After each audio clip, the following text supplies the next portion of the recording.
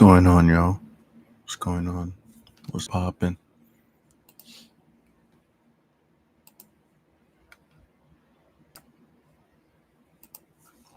Yo. All right.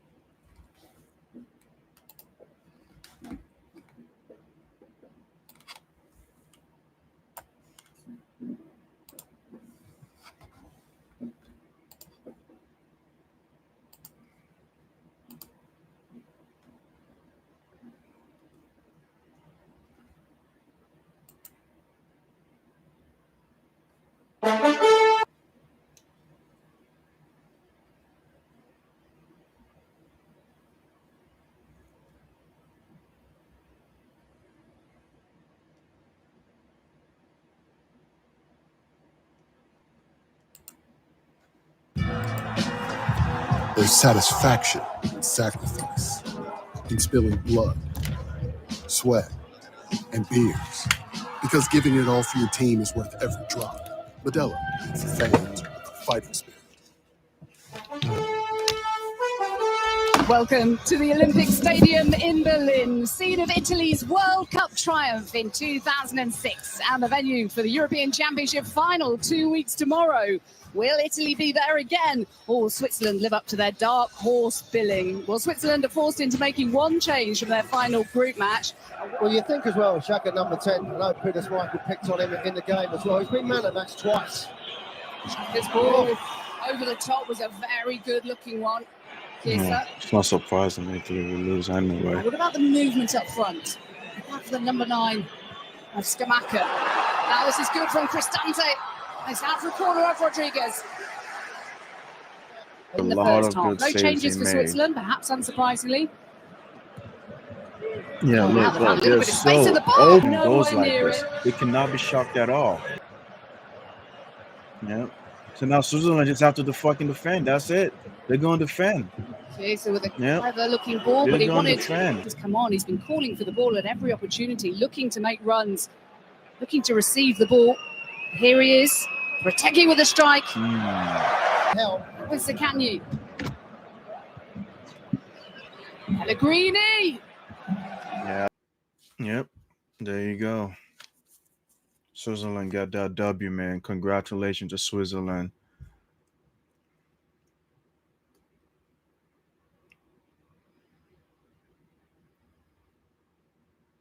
Yeah, you look at the comment sections. No one is shocked. It shouldn't be. Italy has been mid, bro. They have been mid. They didn't play in the last World Cup. They barely won the last years against England by going to penalties. That was England game to win. They choked as usual. You know what I'm saying? Always coming back home. Nope, not to them. We already know that Italy didn't have what it takes to go far in this tournament, but like they have just been so mid when it comes to just trying to put a enjoyable performance. They've been so mid at that, right? They're getting dominated even when defense is the specialty. Defense is the culture of what they can do. They are just getting played around, bro, like by Switzerland, by Spain, and the offense and midfield is no show. They have nothing to show the midfield, nothing to show for the offense. Even the defense, which they could at least have some pride on, there was no defense. The goalie, Donnarumma, was the only one that came here to play. He was the only one that came here to show that, hey, I want to win. He's the only one that showed a world-class performance. He's the only one that was he was like the MVP of the Italian team, and that's just what it was. Yeah, such a mid performance by them, bro. It's not shocking that they lost. They deserve to be out. They deserve to lose this team, to lose this game against Switzerland. Switzerland goals was so good, man. Like they have always been such a good team. They've been such a competitive team in the last couple of Heroes. The last World Cup, I think they were also competitive as well. But the goals was amazing. They knew when to defend, when to hit the counter, and not take the time hitting the counter. You know what I'm saying? Going into open spaces that for some reason the Italian defenders just dumb enough to not close down on those empty spaces, and that's exactly what the Swiss did. They got into empty spaces and they took the chances, and there you go, 2 goals up, right? Italy only woke up after Switzerland put them 2 goals over them. Italy only woke up when they realized that shit, we're 2 goals down. We better find a way to equalize this game or we're gonna be out. But by then it was too late. They were sleeping, man. Sleeping like the whipping angel came over their asses or some shit. And that's what happened. There you go. They took that L. Now they gotta go. Yeah.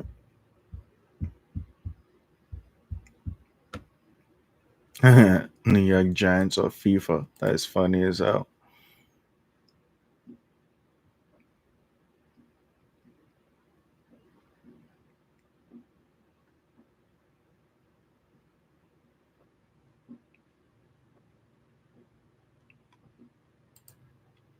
Yo, Shaka is balling, man. Shaka is balling, bro. With Bayern Leverkusen, with Switzerland. I'm like, if you're an Arsenal fan, you gotta be like, damn, where was this Shaka at, man? Where was this guy at, bro? He's coming in and he's just tearing people asshole apart, bro. Amazing, bro. Shout out to Shaka. It's like the older he gets, the better he becomes. All right. Yeah, this is amazing.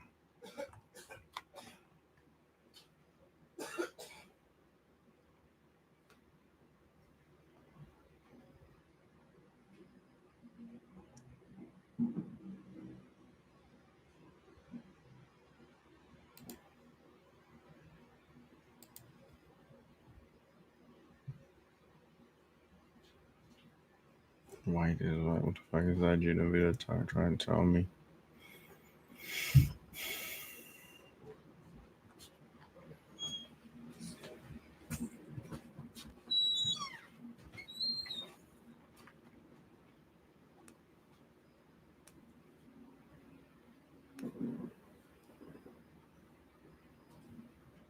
That's what ESPN got to say. Want to get the most out of one sheet? I mean, it just shows that like Italy has just been horrible.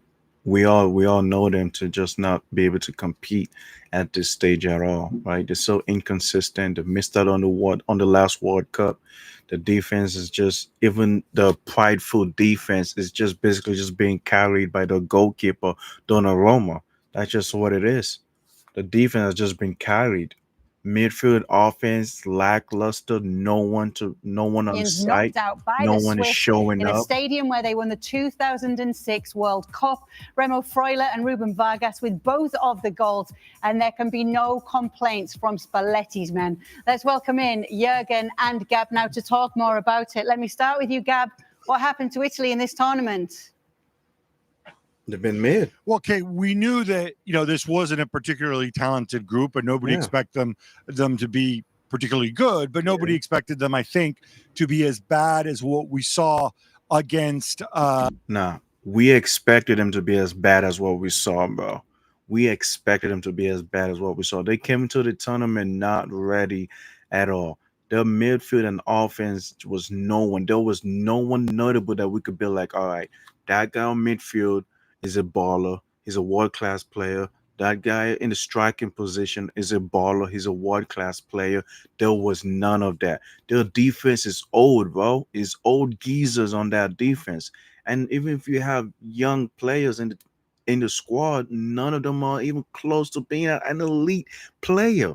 Donnarumma was the only world class player, and he's not even top 3 goalkeeper in the whole world, bro. We knew that Italy was not going to go far. They will make it out of the group stage, yeah, but that's it. That's the ceiling in this tournament. That's the ceiling. If Italy was going to beat Switzerland, it was going to be a boring game. That's what I believed. I believed that it was going to be a boring game, be a boring 1-0 game or a boring 2-1 game. But watching the game and watching the highlights, you could see that they had nothing going on for themselves, bro. They only started making an attack after Switzerland was 2 goals up. After they had a 2-goal deficit. Like what? Against Switzerland today. This was a completely one-sided performance. Switzerland may or may not be more talented. I'm not sure that they are, but they're certainly more intelligent and they worked harder and they were just a better side on the day. And I think you have to. There you go. Switzerland was a lot more cohesive. The chemistry was pinpointed. They followed the coach's strategy. They knew each other. They knew each other on how to move as a team, and that was what was so amazing about Switzerland. Right? They defended and they knew when to make the runs, made the attack. They knew how to get into open spaces and take those chances that they know that they are not gonna get for majority of the game, right? Like if you look at the possession, yeah, Italy had more possessions, and wow, Switzerland had more passes completed, and Switzerland had more expected goals than them. Oh wow, oh yeah, definitely. I mean, watching Italy, you're not expecting them to have more expected goals than their opponents, even against no disrespect to Switzerland, even against team like Switzerland, who is not world class or a high ranking team in the ranking poll, but we expected Italy to know when to make their runs and to make their attack, time their attack coming from the defense, right? Because we know that they're going to be ultra defensive. They're not going to be able to do. They don't have such a creative player. Jorginho is. I mean, he can only dictate, but he's not a guy that you can put in your attacking midfield to make plays or to have the wingers make the runs that is needed to to get those shots on goal or shots on target. Point a lot of fingers here, and I don't often like to do this, at the coach, at Luciano Spalletti, this chopping and changing every game after he said, we're going to have a strong identity. This certainly hasn't helped. And again, delusional after the game. I don't want to hear you say it was really, really hot. The other guys are Swiss. They live in the mountains. You don't think it was hot? What?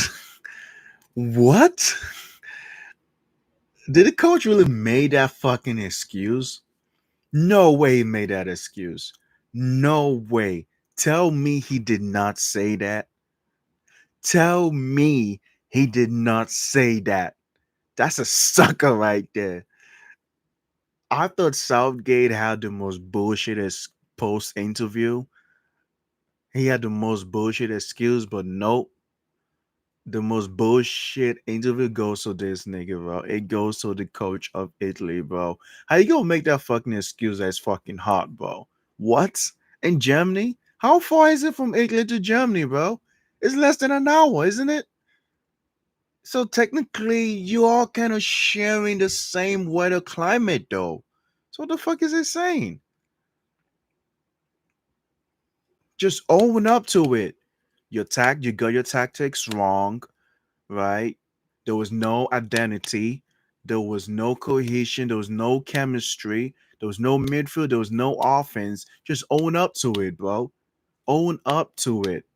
It starts with you. The blame starts with you, coach. For them.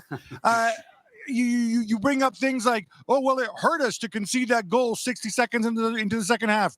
Really? Thank you, Captain Obvious. The other guys their build-up play was faster than ours. Gee, if only we had a coach that could tell the players, hey, build up the play faster. Their players are faster than ours. You know what? You do have fast players, but what happens is DiMarco's out. Do you replace him with Raul Bellanova, who's arguably the fastest player on the team? No, you don't. You put on Matteo Darmian, who's 34 years old, who's not even a left back. He's a center back impersonating a left back. Look, I thought, and in the end, they asked him, do you take responsibility? He's like, well, as a coach, you always have to take responsibility.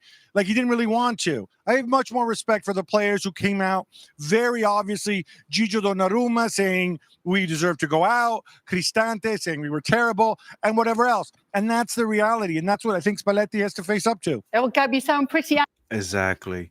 When you have the players taking more responsibility than the coach, then that's when you know that coach got to go. That coach got to go, man. You cannot have the players taking more well, admitting, right? Sometimes players can take more responsibility because sometimes they fail to execute the tactics that the coach has given them. You know what I'm saying, and all that, and sometimes lack of awareness can lead to your opponent scoring the goal. So I get that, but when it comes to admitting, taking responsibility, taking accountability of how everything went wrong from the Italian side, the coach deserves to admit that. He has to admit that. You cannot tiptoe around that accountability, tiptoe around that excuse, bro. You took an L, right? Your side, Switzerland had much better build-up play than you, bro. Freaking Shaka was able to boss the midfield, bro. You had an Arsenal reject boss the midfield, bro. And I get it, he had such a phenomenal season at Leverkusen, but you don't let him come in and try to do that, bro. You let him know, hey, bro, just like how y'all lost in the Europa League final by one of our Italian teams, it's going to be the same way you're going to lose this game right here, bro.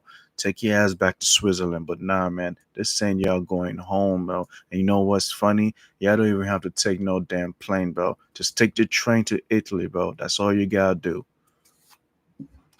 animated about this, so you're not buying the fact that Spalletti also said that the other coaches, the other Italian coaches, have had longer than he had to work with this team. She's dating. Oh yes, that was the other excuse. You know what? If Mancini hadn't left to go coach in Saudi Arabia and chase the money, you wouldn't even be in this job. That's true.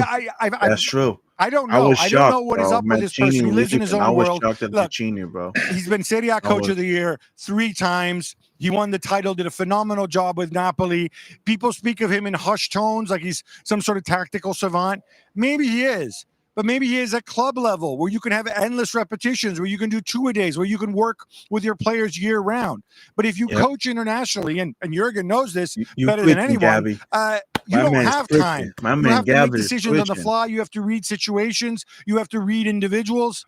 And when it comes to that, I think Spalletti's just really been horrendous in this. Jurgen, were you surprised to see such a lack of identity in an Italian national side? Yeah, I think we all are really shocked. And I watched the game with Italian commentary, and obviously they went all over the place then in the second half, over the team, over the coach, the manager. But it was really, really sad to see an Italian side. I've never seen an Italian side with lacking basically everything.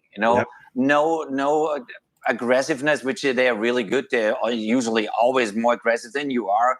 They had no desire to go the extra mile. They had no help for each other. There was no leadership. I mean, Donnarumma tried a little bit to bring in a bit of energy and helping his teammates in front of him. The other ones were all quiet, and nobody stepped up. Chiesa didn't say a word. Bastoni didn't say a word. You looked desperately for somebody doing something, do a foul, do something, just to wake everybody up. But this team was non-existent. That's what I'm saying as well. And Nagelsmann is saying it way better than I could ever say it, bro. Italy was not aggressive. They was asleep in the first half. For someone who, when you have no midfield and no attack, no offense, we get that. But for your defense to allow Switzerland to get into open spaces in your own box is a disgrace, and y'all should be burning the fucking volcano right now. Y'all should be in the fucking lava, bro. Taking a shower in the fucking lava right now, man. You cannot allow Switzerland to get into open spaces in your own box and let them have all the time in the world to have one touch and shoot a freaking volley. They got into the Italian boxes penalty box, and they were still able to have multiple touches on the ball before shooting at the post, before shooting at the goalie. And that's what happens when the Switzerland have the ball so many times. They're able to stay composed and know where they want to pinpoint, because they know, hey, Donnarumma is a good goalie, all right? He's such a athletic goalkeeper that is capable of reaching from both the ends of each of the goalposts. So what you gonna do, right?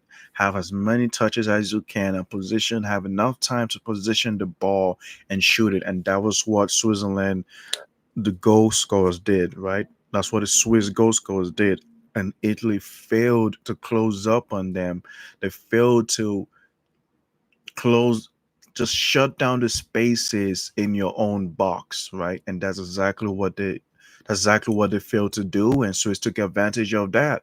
Two goes up, they went back to defense. All right, we're gonna defend, and then when we hit them on the counter, we're gonna take our time, and you know what I'm saying? Take our time. That's why the ball possession was so close between Italy and the Swiss, right? That's why Swiss had more passes completed, because they weren't rushing. There were two goals up, taking their time, back and forth. All right, getting to open spaces, right, and attempt to shoot on targets, and there you go. Yeah, man. And there was no leader on the Italian team to be like, "Hey, what are we doing? We need to wake up." All right, this is on some like Zawaldo shit, man. Like freaking Dio Brando just stopping time and putting the Italian team to fucking sleep, man. Like what?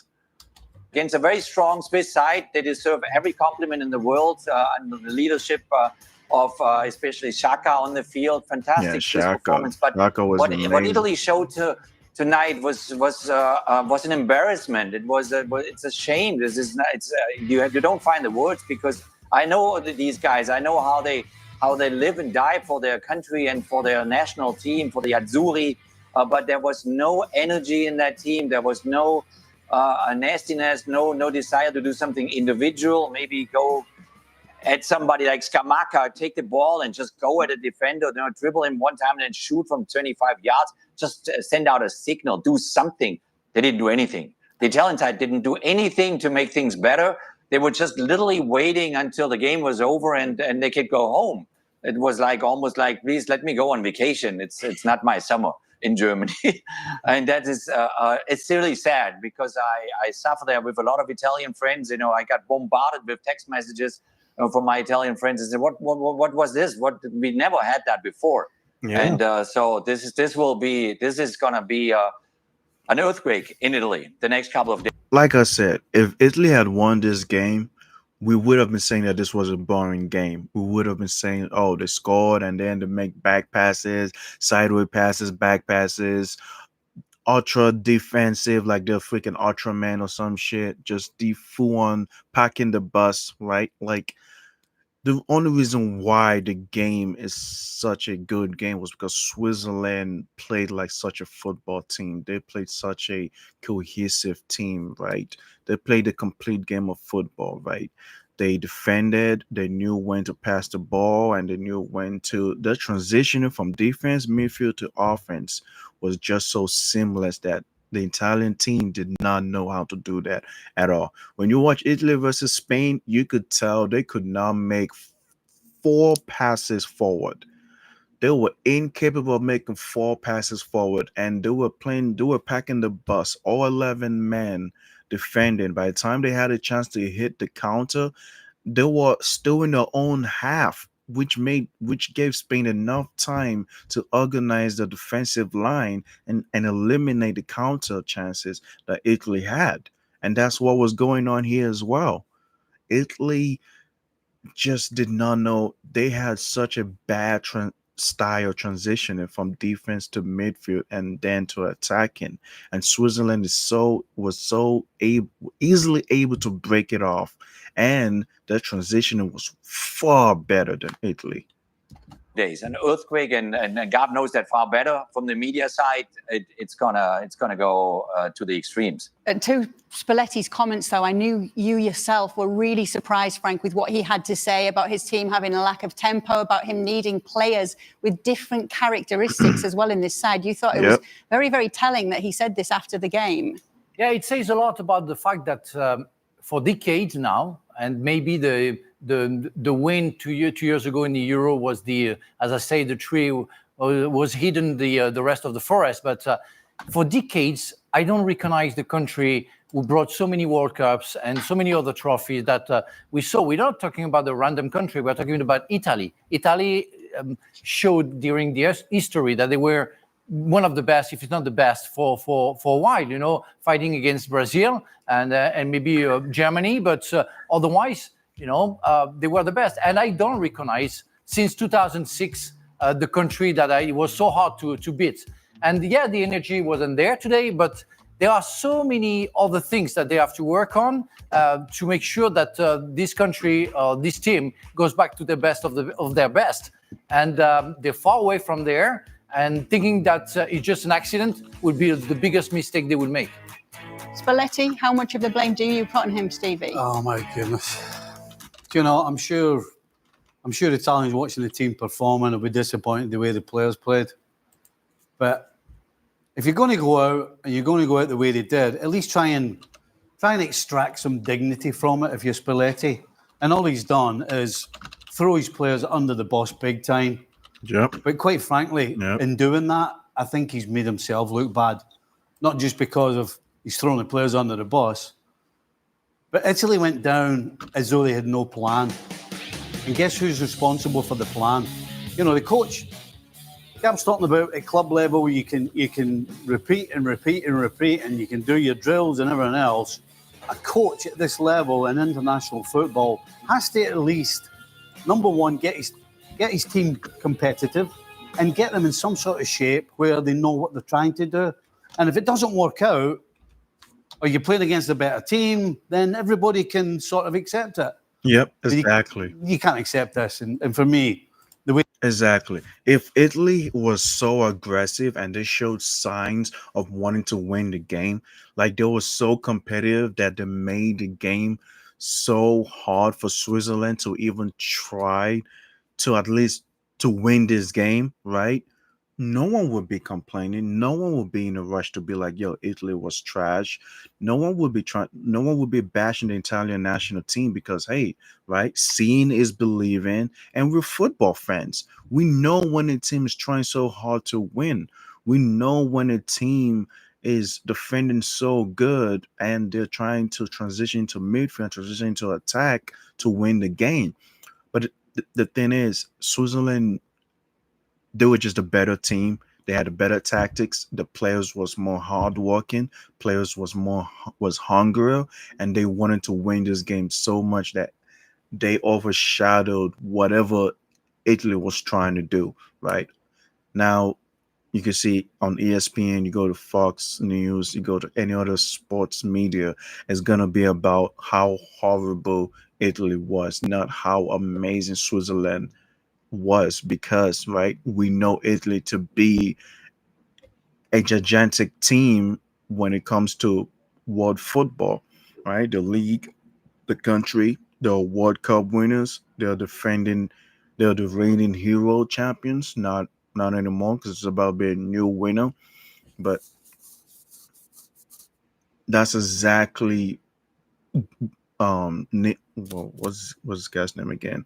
Steve Nichols is right? Like if we notice that you had a tactic and you guys were able to execute what you're trying to do, but you still went out losing, we wouldn't be complaining. No one will be bashing this Italian national team. That's it. The way Spalletti's gone about it makes himself look bad, and throwing the players under the bus is not the way to go. Well, what happens to Spalletti now then, Gab? Well, he's talked about, now we're going to sit down, we're going to figure out, the future going forward, blah, blah, blah. Personally, I don't think he's suited to being a national team coach. I just genuinely don't. He's done some good things. He's done a lot of weird things in the past. Maybe even this business, talk about throwing players under the bus. He talked about before the game how Scamacca was lazy. Maybe that works to motivate. Maybe if you got a player, I challenge him. I call him lazy in public. But you can't do that in a tournament with a guy you hardly know because you've only just called him up to the national team. He needs to start understanding these things. And frankly, Spalletti is the second or third highest paid coach at the Euros. You look at the other coaches, you look at some of these guys who are doing really, really well. These aren't fancy coaches.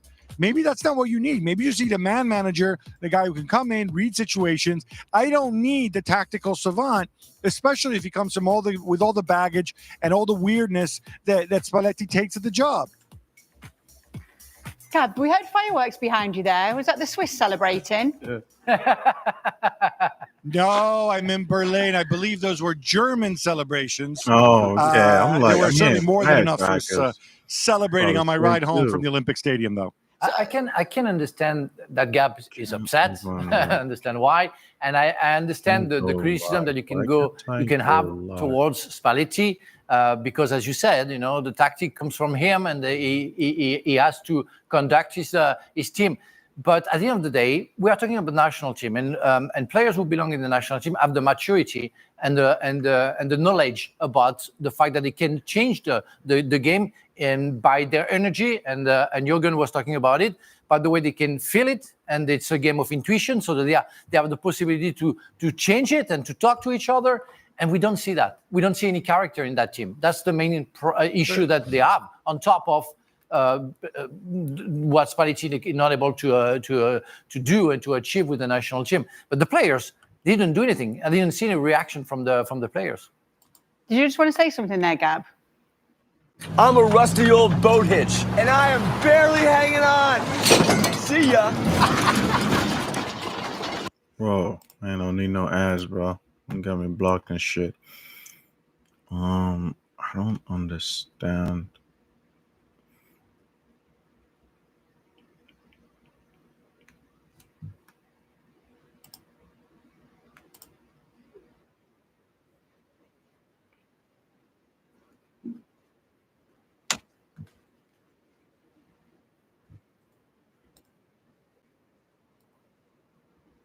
To be talking to you today about some of the basics in hardware and tech that you need to begin streaming, what's important and what really isn't when it comes to beginning your journey as a streamer. Yep. When it comes to starting streaming, there is one thing that will inform all of your setup choices, and that is what you want to stream. Are you going to be a gamer? Are you going to stream music, art, or just chatting? It depends specifically on what you want to convey to your audience, and that will allow us to work through what you need, be it in the audio sector, video, a PC, or just a console, a capture card, external lighting, etc. So once you have that nailed down and you know what you want to start with, we can go forward. Basic hardware. So as a rundown of the basic hardware that you need to begin streaming, you're going to need as follows: a PC or Mac, a webcam, a basic microphone, and some other peripherals, etc., such as a Stream Deck. So once you have that nailed down and you know what you want to start with, we can go forward. So as a rundown of the basic hardware that you need to begin streaming, you're going to need as follows: a PC or Mac. I'll be back.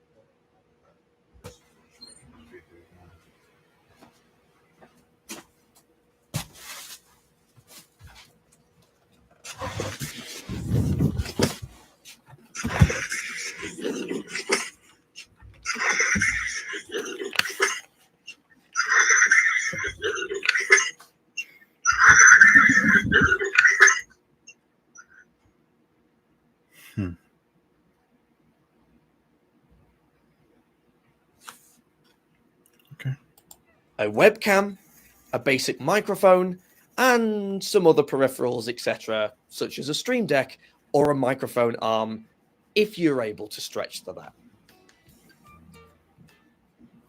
When you begin streaming, there are three main things that you need. First, a solid internet connection. Secondly, a machine that is going to run your content. Third, and finally, is broadcasting software. You can have OBS, XSplit, or Twitch Studio. There are also many more out there. You need to find the one that works for you. Now, running that software is going to be the main task on your PC, regardless of you playing a game or doing just chatting. You need to make sure that the PC that you have or Mac can run the software and encode. Yeah, the encoding shit. What is encoding? I'm always lagging. Encoding at its very base level is taking the output from your broadcast software, compressing it so it can be sent over the internet in small packets, and then received by a Twitch server, which will put it out onto your channel. This is essential for getting your stream to work. And the choice in what you use, be it the PC or Mac that you run, must be able to achieve this task, even in a basic state. Most mid-tier PCs and Macs will be able to stream. They will be able to run a basic game and a webcam audio device and your video broadcasting software at the same time, whilst performing the necessary encoding to project yourself to the world. It is useful to have a powerful PC if that is possible, but that does not mean that you need to go and spend thousands of pounds to get a PC. Most mid-tier PCs and Macs will be able to stream. They will be able to run a basic game and a webcam audio device and your video broadcasting software at the same time, whilst performing the necessary encoding to project yourself to the world.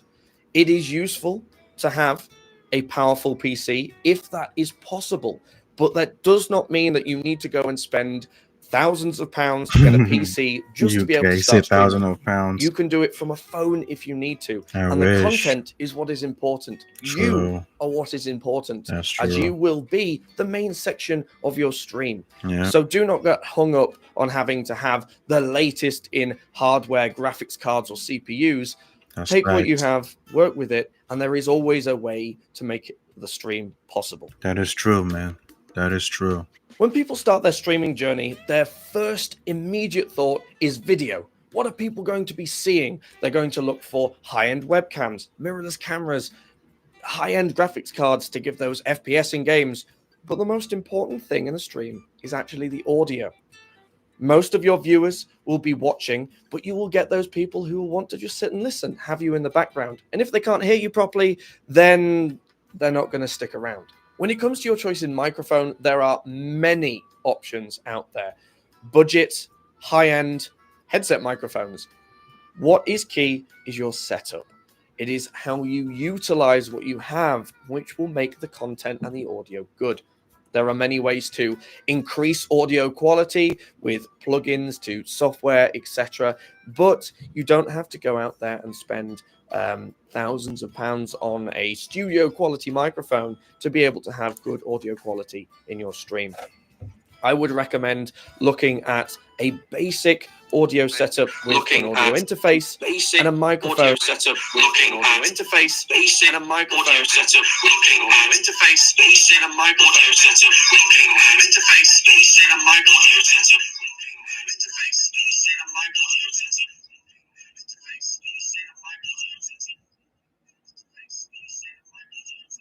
How do I fix that? That's the thing. How do I fix that? That's the thing. It just echoes. What do I do? It just echoes. What do I do? It just echoes. What do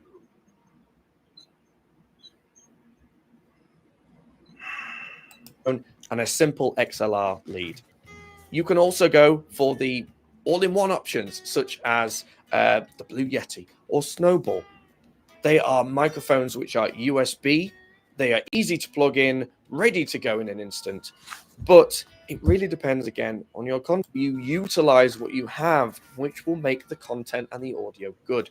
There are many ways to increase audio quality with plugins to software, etc.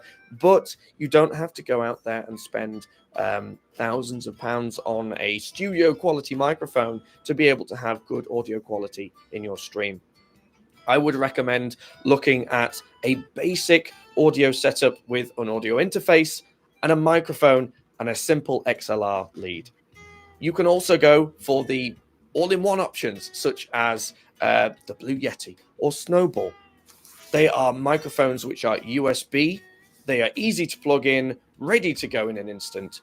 But it really depends again on your content. If you are going to be streaming from a field, then you want something that you can take with you that's going to pick up your voice and all of the sounds around you, if that's what you want. Or if you're in game, you want something that will just pick up your voice and not the background of, say, your friend who's just decided to come in and try and disturb the stream. You need to choose a microphone based on two factors. One, condenser or dynamic. It's worth looking at what these mean, but in short, a condenser microphone is a powered microphone that will pick up almost everything in the room or area it's situated in, whereas a dynamic microphone, usually found in the XLR setups I mentioned, will pick up only what they are physically having directed at them, at the diaphragm, as it's called, of the microphone. It is worth looking into these, and again, cheap options for both are available.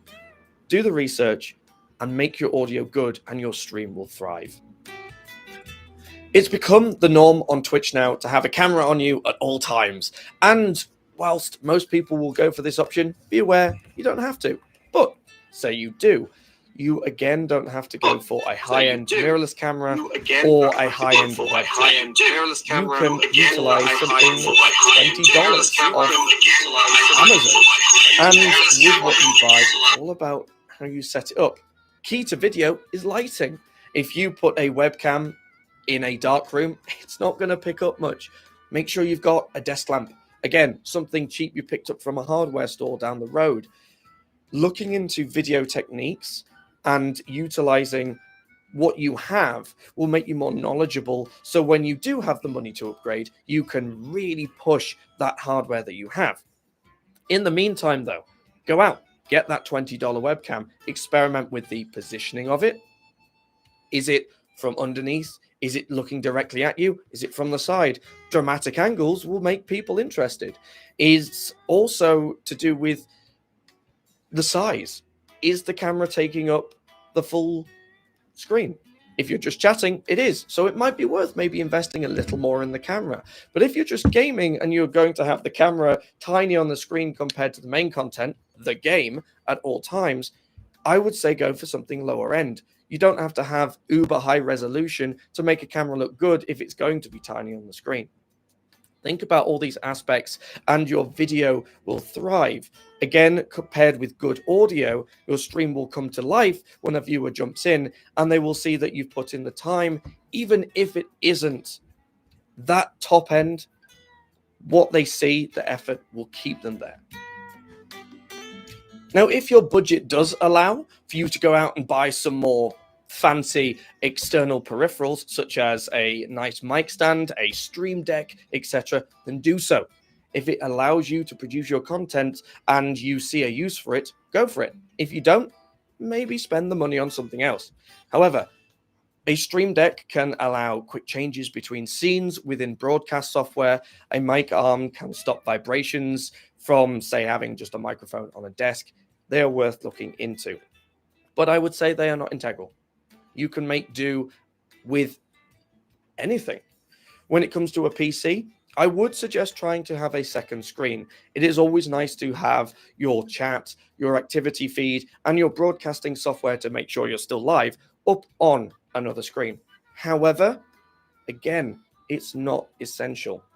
What I'm trying to stress here is how you present yourself and use what is available to you will make your stream and content unique, rather than going out spending thousands of pounds, thousands of dollars immediately to then realize that you didn't know the direction you were going. That's true. Start at the That bottom. is so true. Start with the Low-end low-end tech, and you will be able to develop and see where you need to go with your stream, and it will be a your journey rather That is than true, jumping in man. at the deep end and realizing you might have bitten off more than you can The chew. issue that I have to fix right now is the echo. I have to fix the So echo the final and the review, lag. what do you need? You What need I a do to computer fix that can encode and send your content out through video broadcasting software to Twitch. You need a webcam that can take your face, your painting, your drumming, your content, and show it to the world. You need an audio device, something that makes you sound good, but doesn't have to cost the earth. With a little time and care, you can make yourself sound like you're in a studio with plugins and software. It is worth investing in the time to set that up correctly. And finally, you need you. The content that you create, if you're passionate How about do I it do the and you enjoy audio? it and you put the time and effort into producing it and utilizing that setup you have, people will put the time and effort into viewing it. Make sure that you utilize everything to the full. Everyone starts at the bottom. No one got there just like that. Enjoy the process, do some research, and you can achieve great things.